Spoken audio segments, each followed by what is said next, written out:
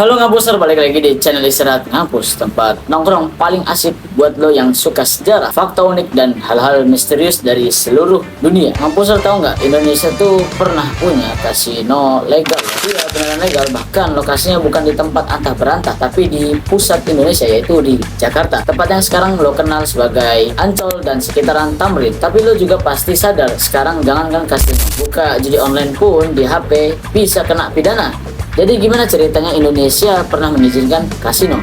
Kenapa akhirnya dilarang total? Dan apa yang bikin pemerintah sekarang ngeluarin jurus pamungkas ya? Ya istilahnya gitu sih, jurus pamungkas buat perangi judi online. Yuk kita bedah sejarah lengkapnya. Siapin cemilan dan posisi duduk yang paling nyaman, karena cerita ini bakal plot twist banget bagi lorang semua. Oke, stay tune di video.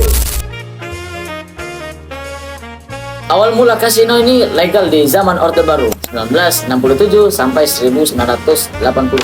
Indonesia lagi berada dalam masa awal pemerintahan Orde Baru di bawah Presiden Soeharto. Yaitu ekonominya lagi molet-marit pasca G13 PKI dan pemerintahan butuh sumber dana untuk pembangunan. Nah, disinilah muncul ide melegalkan kasino sebagai sumber pemasukan, terutama dari wisatawan asing dan juga ekspatriat. Lalu di mana lokasi kasino legal ini? Di Ancol, Dreamland, Jakarta Utara, Hotel Indonesia, Tamrin, lalu ada Hayam Wuruk dan Harmony Area. Kasino ini dikelola secara resmi oleh negara melalui izin khusus. Bahkan katanya pengelolaannya itu terafiliasi dengan pejabat militer, jadi aman dari razia. Lalu apa aja yang ditawarkan di kasino ini? Yaitu permainan poker, blackjack, mesin slot, layanan VIP untuk orang asing, dan ada nightclub sebagai pelengkap hiburan malam. Maka menariknya, beberapa artis dan sosialita zaman dahulu bahkan pernah tampil di klub-klub itu. Makanya Ancol saat itu dijuluki mini Las Vegasnya Jakarta. Ada tekanan moral dan penutupan besar-besaran di tahun 1981. Walau secara ekonomi menguntungkan bagi masyarakat Indonesia, mayoritas di Indonesia kan rata-rata muslim ya, jadi merasa gerah dengan legalisi dan legalitas perjudian. Mulai tahun 1970-an muncul tekanan kuat dari MUI, yaitu Majelis Ulama Indonesia.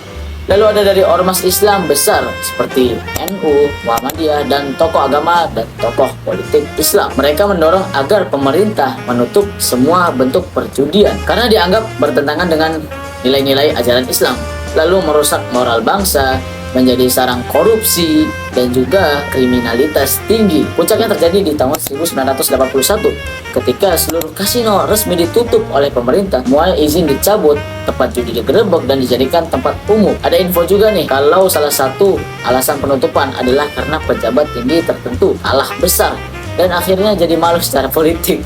Pejabat kok main judi. Tapi ya, ini masih simpang siur ya, Ngapuser, nggak boleh ngarang-ngarang. Lalu ada era lotre sosial yang biasa disebut SDSB dan larangan total di tahun 1993. Setelah kasino bubar, pemerintah sempat membuka untuk perjudian ringan lewat program bernama SDSB, sumbangan dana sosial berhadiah. Di tahun 1991, SDSB ini mirip lotre. Lo beli tiket, hasilnya diundi, pemenangnya dapat duit, dan katanya uangnya hasil penjualan tiket bakal disumbangin buat program sosial seperti bantuan ataupun ya kegiatan-kegiatan yang bermanfaat gitu. Tapi lagi-lagi muncul penolakan, banyak yang bilang SDSB ini cuma kamuflase perjudian.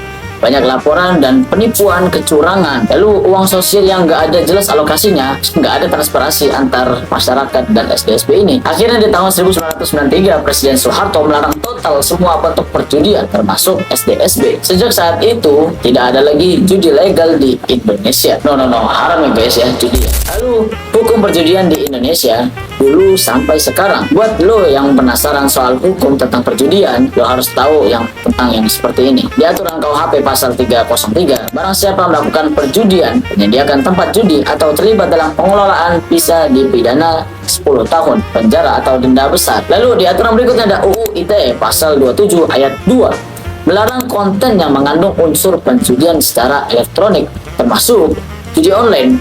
Ancaman hukumannya juga berat, bisa sampai 6 tahun penjara dan atau didenda ya sampai miliar rupiah.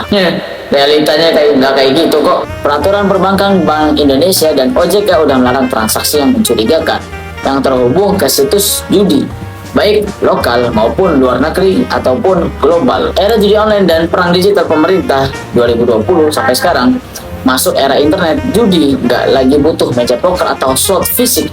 Cukup pakai HP dan internet, lo bisa ikutan judi bola, slot online, bahkan live casino, semuanya itu ilegal. Lalu ada data dari Kominfo di tahun 2024 sampai 2025, artinya 2 tahun terakhir inilah, lebih dari 2 juta situs judi online diblokir, rekening bank dibekukan. Total kerugian ekonomis secara akibat judi online menyentuh 350 triliun. Judi online disebut menggerogoti 1,5% GDP nasional. Tiap tahun pemerintah bahkan bikin satgas judi online gabungan dari Kominfo, OJK, Polri, PPATK, dan Kemenkominfo. Fakta lucu tapi tragis ya, ini banyak banget oknum aparat, bukan oknum deh, banyak pejabat yang terlibat, bahkan artis dan selebgram yang diam-diam jadi afiliator atau pemain aktif. Beberapa dari mereka udah ditangkap, beberapa lagi masih yang buron. Lalu kenapa Indonesia ini tetap menolak legalisasi kasino? Mampuser pasti bertanya ya, negara lain bisa dapat miliaran dari kasino, kenapa Indonesia nggak ikut-ikut aja untuk legalin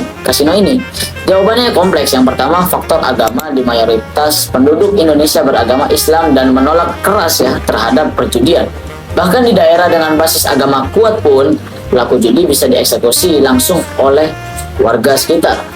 Lalu yang kedua, ada budaya sosial, dianggap menodai moral bangsa dan merusak rumah tangga dan memicu kejahatan lain kayak utang, pencurian, kekerasan, dan juga ya banyak lainnya ya yang sisi negatifnya. Lalu yang ketiga, ada kekhawatiran korupsi.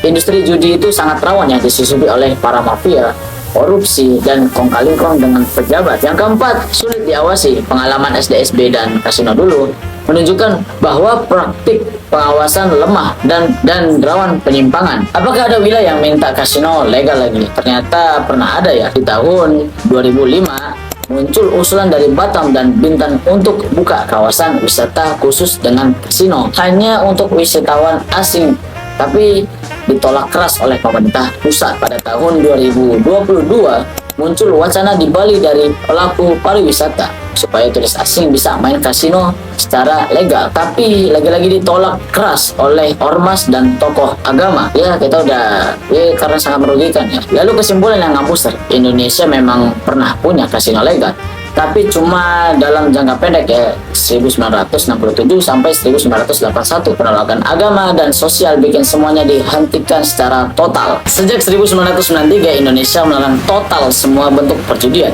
baik offline maupun online. Bahkan sekarang pemerintah lagi perang besar-besaran lawan judi digital yang makin susah dilacak.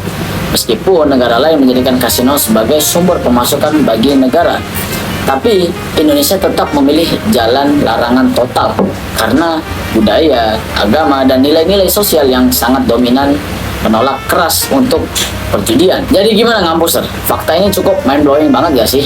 Ternyata sejarah Indonesia pernah punya kasino legal yang kayak ya rahasia negara sih, bisa disebut ya, yang banyak orang nggak tahu. Tapi ya zaman udah berubah dan buka slot online aja bisa diciduk. Hati-hati ya. Kalau lu suka konten ini, jangan lupa like buat dukung channel ini, subscribe biar nggak ketinggalan sejarah-sejarah, fakta unik dan misteri dunia. Share dan komen kalau lu punya opini soal legalisasi kasino, setuju atau enggak. Oke, gue pamit dulu karena ada kelas. Sampai jumpa di video berikutnya. Oke Ngangkuser, see you semua.